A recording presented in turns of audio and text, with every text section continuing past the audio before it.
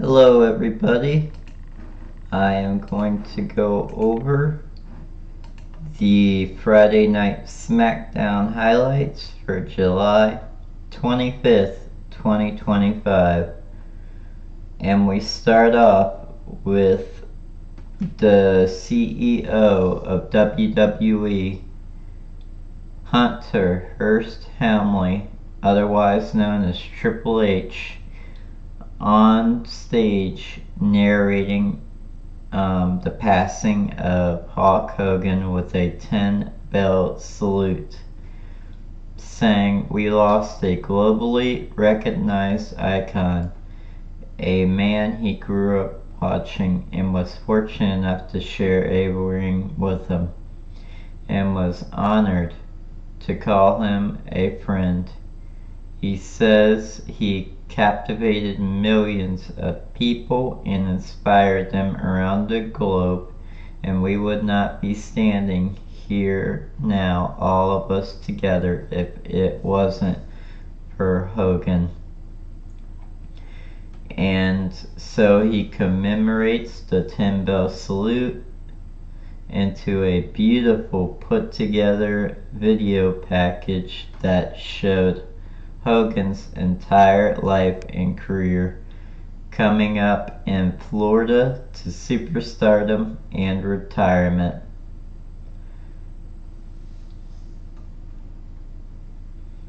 He was a Hulkamaniac as a kid and grew up watching him just like millions of others around the world.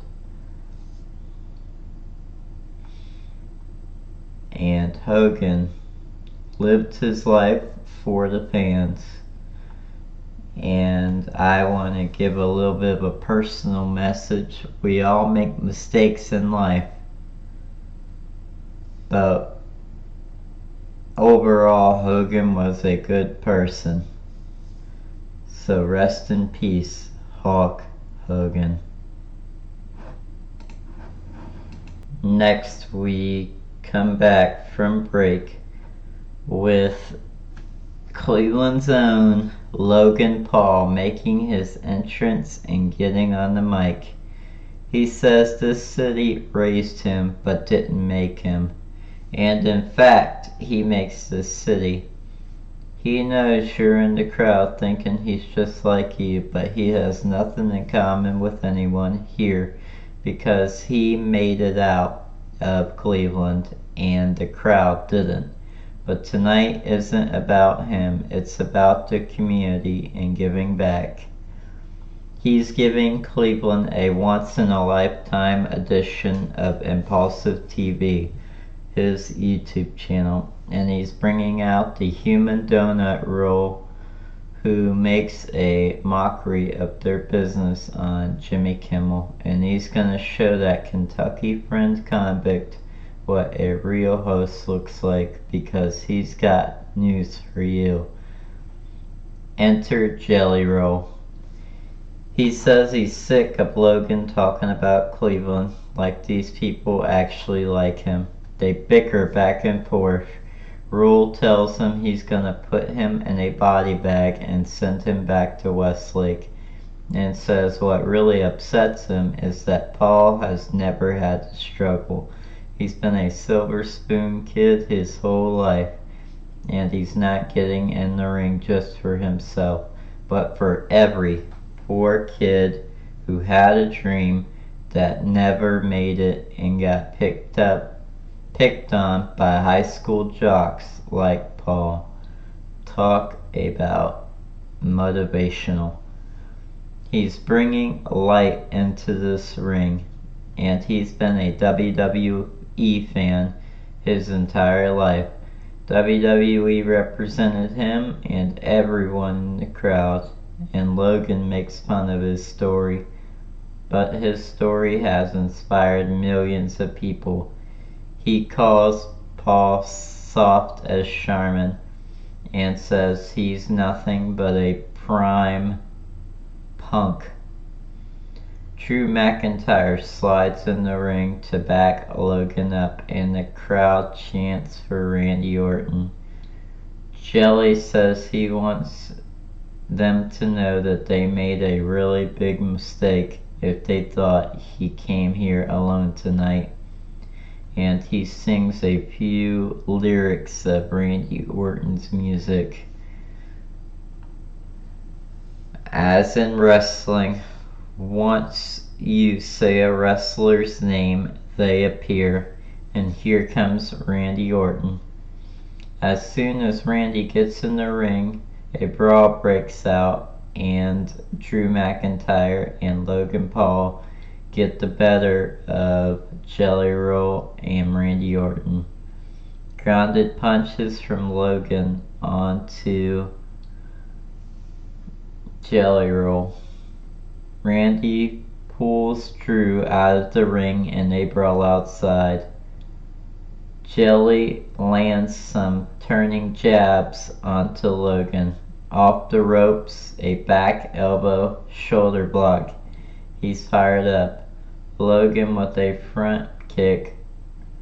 Roll collapses.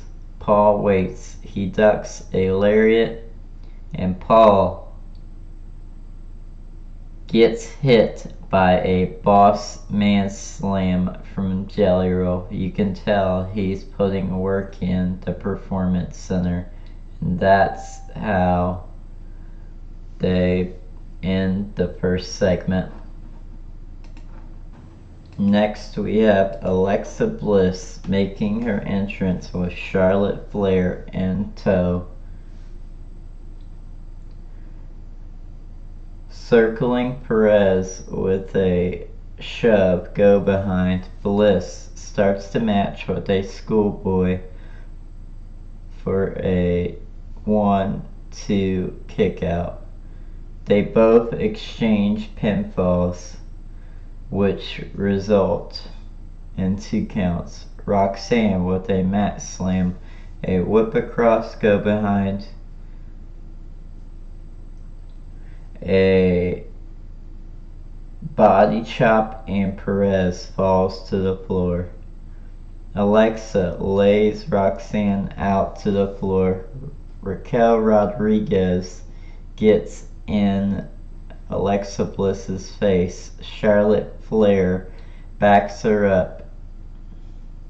Bliss lands a dragon screw, a big back elbow, charging lariats, a big slap across the face, a knee lift, basement dropkick connects, and Bliss is on a roll.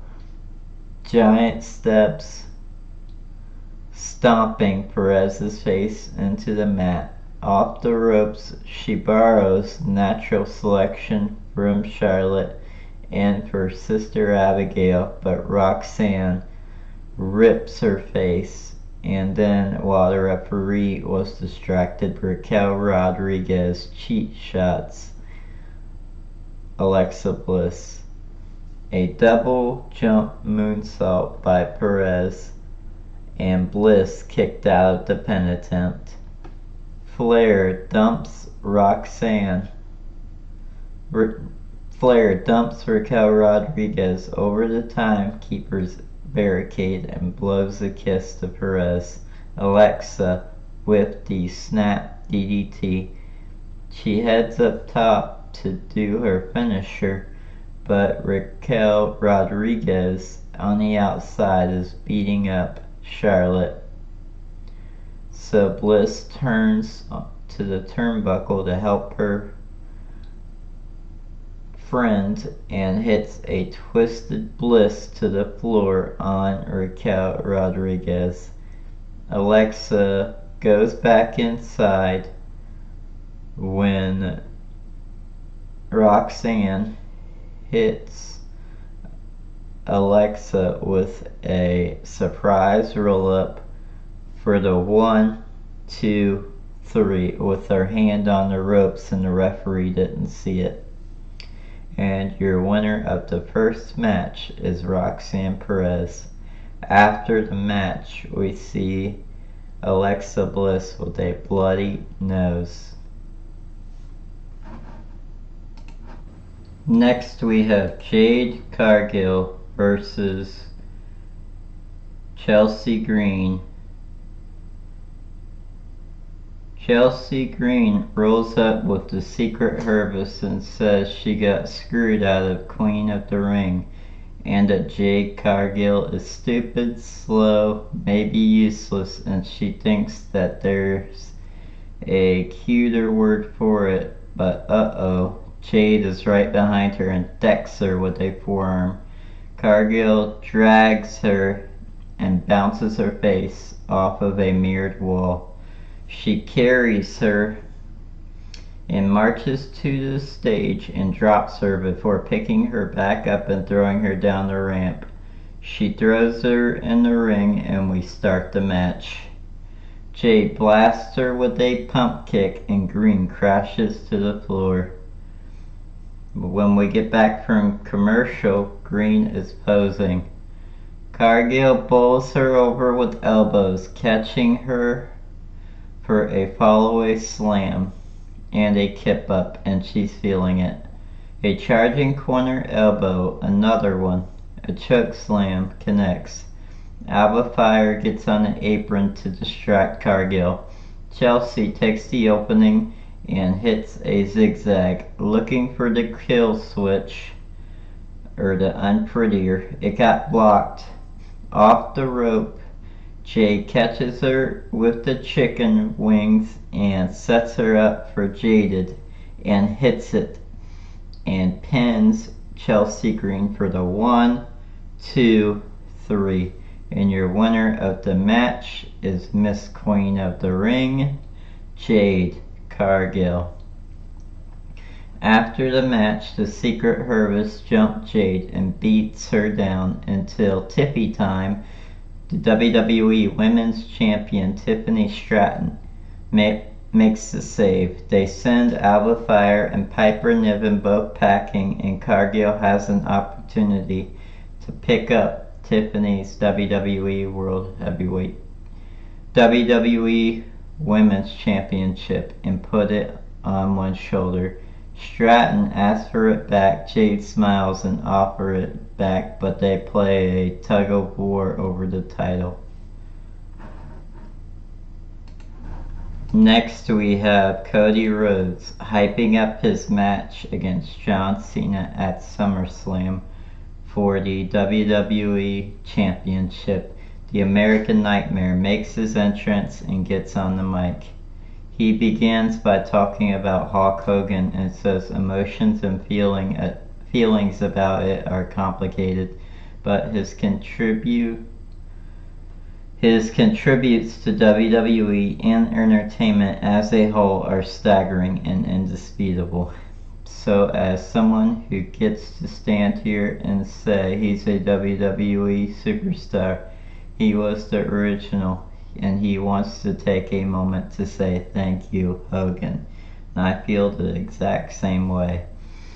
He says SummerSlam isn't about virtue or victory, it's about violence, and last week Cena saw that, and he'll get plenty more at MetLife Stadium. But here's the tricky thing. He doesn't just want to wrestle John Cena. He doesn't want to fight a guy who didn't even want this match in the first place, who's counting the days until he's out of the door. No, he wants to fight the real John Cena at SummerSlam. If he's gonna stand here and own it, he needs to know he can go through the very best, and that title means the very best. So if this is his last SummerSlam, he wants Cena to bring it. He wants him wearing that title right, running to the ring, all the hustle, loyalty, and respect, and may the best man win. He needs to know that this story they've all been a part of isn't just fantasy, isn't just legacy, that it means something. It's not a nostalgia act, it's real. And John is the only one who can answer that question. And he will meet up with John Cena face to face next week. Next we have the Samoan Werewolf, Fatu versus the Miz. A collar and elbow into the corner, back to the middle, left hands from the Miz. Fatu throws him into the corner, but the A-lister gets a boot up. A stinger splash from Jacob, putting him down and out in the corner for right hands. Then the United States champion Solo Sikoa and his family, the MFTs, make their entrance to interrupt the match. A chop block from the Miz as he takes advantage of the distraction. He follows it up by posting Fatu shoulder first and sending him crashing to the floor in front of Sikoa and company. Fatu with mounted punches in the corner. And then he hit his thing in the corner to Amaj Rikishi. The MFTs pull Miz out the ring, and Jacob does a suicide dive off the ropes and takes them all out. Then he hits the Miz with a pop-up Samoan drop and pins the Miz 1, 2, 3. And your winner of the match is Jacob Fatu. Post-match, the MFTs attack Fatu and put boots to him. Big Jim Uso makes the save with a chair in hand. He clears most of them off, but Talatunga shrugs him off and gives his pals a chance to recover. But that in turn has given Jacob Fatu a chance to get his wind back. He picks up the chair and horse collars Sikoa's neck with it. He goes to in the corner to go after Fatu, but Talatunga intercepts him and takes his head off with a lariat. Tonga follows it up with a big choke slam, and the rest of the stable rejoins them to watch Solo lay Fatu out with a Samoan spike. Next we have Zelina Vega in a backstage segment chasing down the Women's United States Champion Julia. But Kiana James interrupts and introduces herself as Julia's official representation, and Vega should talk to her if she wants to talk to Julia. Zelina ignores her, and James tells her she went to Nick Aldis, and they have a title rematch for the Women's United States Championship next week. And after that, she can get out of Julia's hair forever. Now we have our main event. Andrade and Rey Fenix versus the Wyatt Six, Dexter Lumis and Joe Gacy for the WWE Men's Tag Team Championships. El Idolo, Andrade, and Joe Gacy start off. Three Amigos to Joe Gacy and homage to Eddie Guerrero. A tag to Fenix. Rey with the kip up, super kick, and he and Lumis are both down, and they both make tags. Andrade is hot with a lariat and dragon screw off the ropes. A big forearm for Dexter running in. Out of the corner, double knees, a cover for a 2 count. A Manhattan drop, double team cover for a 2. A scoop and a slam. Joe powerbombs Dexter into Andrade, but he gets the knees up. A small package for a very close near fall.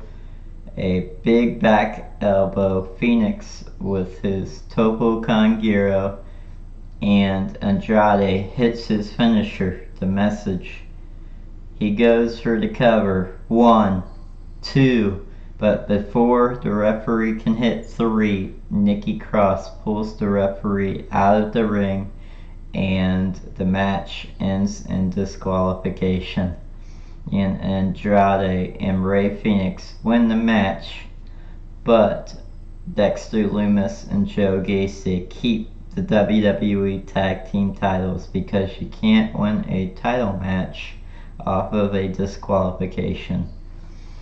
Post-match chaos breaks out. Roxanne come in, Motor City Machine Guns. Eric Rowan takes them out, but here comes the Street Profits. Enziguri for 4 puts the big man in place for a pounce from Dawkins. DIY come out with Nick Aldis in tow. Angelo Dawkins takes everybody out, and Montez Ford takes the rest of the people out. Security and referees form, and Nick Aldis climbs the turnbuckles and gets on the mic. He says he's sick of it, and since they haven't gotten it out of their system at SummerSlam, the tag team titles will be held high above the ring for a tables, ladders, and chairs match. And everybody is in the match. And that's how Friday Night Smackdown ends for July 25th, 2025. I'm gonna give this a 6.5 out of 10. I think there could have been more action, not enough stars involved in this Smackdown, but for what it was, the Cody Rhodes John Cena stuff was pretty good. The tag team title stuff was pretty good. And I can't wait to see Julia take on Zelina Vega next week. Take care, everybody. Until then, if you can see me again, peace.